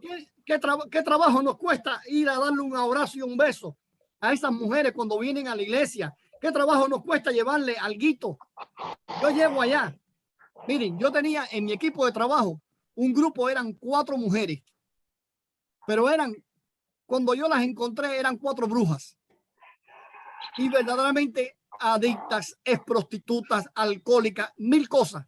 Y las fuimos sacando, hermano, con la ayuda del Señor. Yo venía aquí a Estados Unidos y habían amistades mías que yo les decía, yo quiero que tú me apadrines a esta mujer con $20 mensuales. Y yo le buscaba a ellas $20 mensuales. Aquellas mujeres con $20 mensuales eran reinas. Entonces en su casa venían, trabajaban increíble y llegaban a mi casa y le decían a mi esposa, somos las mujeres de Luis Pedraza. Y qué gozo que iban a evangelizar, iban al hospital, iban a todas partes. Y eran 4 guiñapos humanos. Ahora, cuando yo venía a Estados Unidos, yo buscaba y le decía a las hermanas aquí, amigas mías, búscame ropa linda. Nueva, no tiene que ser nueva. Yo quiero ropa linda para estas 4 mujeres. Y le traía las fotos de ellos. Y cuando yo iba para atrás, le llevaba ropa linda. Aquella gente dice, pero ahora estoy más linda que mi hija. Digo, tú eres más linda que tu hija. Y ese es el sentido del evangelio. Es el evangelio vivo, el que vive en nosotros, en nuestras relaciones, en nuestras familias. Entonces, hermano, ya para terminar, la última lección para entonces sacarle provecho. Tenemos la crítica y la presencia de y la referencia de los errores. Tenemos la crítica baja, tenemos la crítica alta. La crítica baja es cuando hay errores en la formación de las palabras, porque recuerden que en aquel entonces era todo a mano y se cambiaba una E por una O o por una A, y cuando se cambiaban estas palabras también cambiaban el sentido. Entonces tenemos los errores como en Romanos 5:1, tengamos paz con Dios o tenemos paz con Dios. Cuando decimos tengamos paz con Dios, es como en el futuro podemos tener paz con Dios, pero cuando decimos tenemos paz con Dios es algo presente. Entonces, el cambio de una palabrita en el griego nos lleva a un cambio de sentido completo de la oración. ¿Cuál es mejor? ¿Cuál es peor? Eso vamos a verlo. En 1 Tesalonicenses 2:7 dice, entre vosotros fuimos niños. La otra versión te dice, entre vosotros fuimos tiernos. Y en 1 de Juan 1:4 dice, para que nuestro gozo sea completo. Y la otra versión es, para que vuestro gozo sea completo. No es lo mismo tu gozo que mi gozo, que nuestro gozo.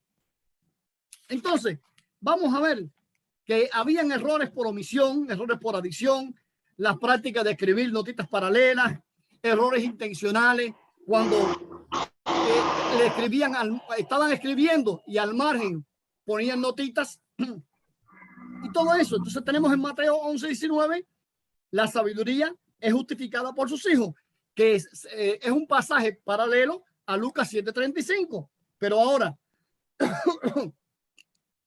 tenemos una palabra que se añade cuando dice, cuando en Hechos 2:47, la palabra iglesia es añadida. En resumen, el trabajo de los copistas fue un trabajo duro, pero era gente que pensaba. Y era gente que pensaba, y el 99% de ellos no quería hacer su iglesia o hacer su modificación. Querían ayudar a la palabra a que tuviera sentido. Entonces, ¿qué tenemos que ver cuando vamos a estudiar textos? Tenemos que ver dos cosas. Primero, vamos a aceptar cuál texto es el más difícil. Porque el más difícil es el que está más lejos de nosotros, es el texto que está más original. Y segundo, la calidad de los testigos. Por ejemplo, en el texto de la sabiduría justificada por los hijos, viene en el manuscrito Efraín y en el Códice Besae. Ahora, la sabiduría es justificada por sus hechos, viene en el Código Vaticano y en el Código Sinaítico. Entonces, ¿cuál es la mejor? ¿Hijos o hechos? Hechos, porque está justificado por dos testigos de mayor calidad. Cuando usted busca los testigos de mayor calidad, entonces eso le da mayor puntuación para cuál lograr. Y ya con esto, hermano, hemos terminado con respecto a la crítica. Pero es bueno que veamos esto. Es bueno que la Biblia llegó a nosotros, palabra santa, palabra sagrada, promesa de Jesús, promesa de Dios nuestro Padre, que Dios proveyó siempre gente increíble, gente con un corazón grande para dejarlo todo, como las viudas que no se fueron para la Riviera Francesa, se fueron para el monte Sinaí, en medio del desierto, en medio de un monasterio, porque grande era su pasión. Entonces, cuando vemos estas cosas, cuando Dios cogió a Tischendorf, entre paréntesis, no era ruso, era alemán. Pero Constantin Tischendorf era de la alta realea de la burguesía alemana, era de la clase alta de la sociedad alemana. Tischendorf era pero tan alto que era amigo del zar. Ustedes se imaginen que, Carlos, llegas aquí al aeropuerto y preguntas allá en el aeropuerto en Washington, D.C., no, ¿dónde queda la Casa Blanca? Porque yo necesito hablar con el presidente que me está esperando. Uy, increíble, ¿verdad? Es increíble. Pues ese era Tischendorf. Y Tischendorf era un hombre que desde niño estuvo consagrado al estudio de las escrituras y era un niño consagrado, pero tan consagrado que el zar de Rusia lo conocía y era su amigo. Y cuando él llega allá en el monte Sinaí y él encuentra esa copia, él la pide como un regalo para el zar. O sea, ustedes se imaginan que él pensaría, ahora yo le llevo esta copia, esta Biblia al zar de Rusia. No, él sabía que el zar de Rusia iba a utilizar la copia para la iglesia, para el beneficio de muchos, porque era el líder de una nación. Entonces, miren la mentalidad de esas personas tan grandes que Dios utilizó y preparó desde la preparación del mundo, de la misma forma que el Señor nos ha elegido a ustedes y a mí. Amén. Y ahora, hermano, yo quiero hacer este ejercicio con cada uno de ustedes. Pónganse su dedito así para ustedes. El dedito apúntese para ustedes. Ahí. El dedo índice. Ahí, hermano. Yo quiero que ustedes se pregunten, ¿cuál es mi misión en la iglesia? ¿Cuál es mi misión en la iglesia? Señor, ¿qué tú quieres que yo haga? No quiero decirle más nada, solamente disfruté con ustedes este estudio de la palabra, de cómo nos llegó la Biblia. Es algo maravilloso. Es bueno que lo sepamos, pero es malo que nos envanezcamos, porque la vanidad es pecado. Pero es bueno cuando usted conoce y en medio de su conocimiento, usted conversa con las personas en un tono bien sencillo y usted va a ver cómo usted va a romper corazones. Amén. Y vamos a romper corazones y vamos a romper corazones para el Señor Jesús. Amén, hermano. Y lo más importante, no es lo que tiene en su mente, sino lo que tiene en su corazón. Amén, hermano, así es. Es importante que leamos, que entendamos, pero es importante que sepamos que somos embajadores del Señor Jesús. Que recuerden que ahí afuera de mi casa hay una limusina grandísima esperando por mí para llevarme delante del Rey. Todavía no ha llegado, pero yo sé que va a llegar. ¿Verdad, Carlos Brenes? Vamos a circuncidar corazones. Ahí está, hermano. Ahí está. Y así es importante que sepamos que cada uno de nosotros estamos aquí no por elección propia, sino porque el Señor, nuestro Padre, nos predestinó desde la fundación del mundo para este momento. Costa Rica, vamos por ti. Costa Rica te vamos a coger así como se coge un de esos de maíz. Te los vamos a comer. ¿Verdad, Carlos? Vamos a coger a Costa Rica, pero vamos a regarlo con el amor puro del Evangelio. Y ustedes van a ver que esos corazones fríos de vidrio van a temblar porque no van a poder soportar la pasión de nosotros. No lo van a soportar, hermano. Que Dios me los bendiga a todos. Ahora quiero pedirle a Enrique, el hermano Enrique de Palma. Hermano Enrique, ¿le veo? El hermano Enrique de Palma. Ok. Yo quería pedirle entonces a Jorge. No está hoy. ¿No está hoy? Entonces quería pedirle al colombiano, al hermano colombiano. Jorge Pulgarín. Pulgarín. Sí, mi hermano. Hermano, quiero, por favor, diríjanos usted en oración, cerrando la clase y preparando nuestros corazones para digerir lo que hemos aprendido hoy, hermano. Amén. Amén. Cerremos nuestros ojos. Padre, en esta tarde, esta bendición que hemos recibido del cielo, Señor. Ese pan, ese maná dulce, hermoso y delicioso que viene de tu presencia, Señor. Sí, Señor. Pero te damos la gloria y la exaltación. Tú eres un Dios grande, poderoso, majestuoso y hermoso, Señor. Gracias porque tu palabra es perfecta, es pura y es santa. Es igual a ti, Señor. Es la misma manifestación de tu grandeza y de tu hermosura. Gracias, Padre eterno, por mostrarnos que el origen de tu palabra y el trayecto que ha tenido durante la historia es diverso, pero viene de arriba, desde el cielo, a través de tu Espíritu Santo y a través de tu Hijo amado. Gracias por esa verdad que nos las compartiste a nosotros, que nos has mostrado secretos y misterios ocultos, Señor, oh Dios, porque nuestro corazón se ha dispuesto para recibirte, Señor.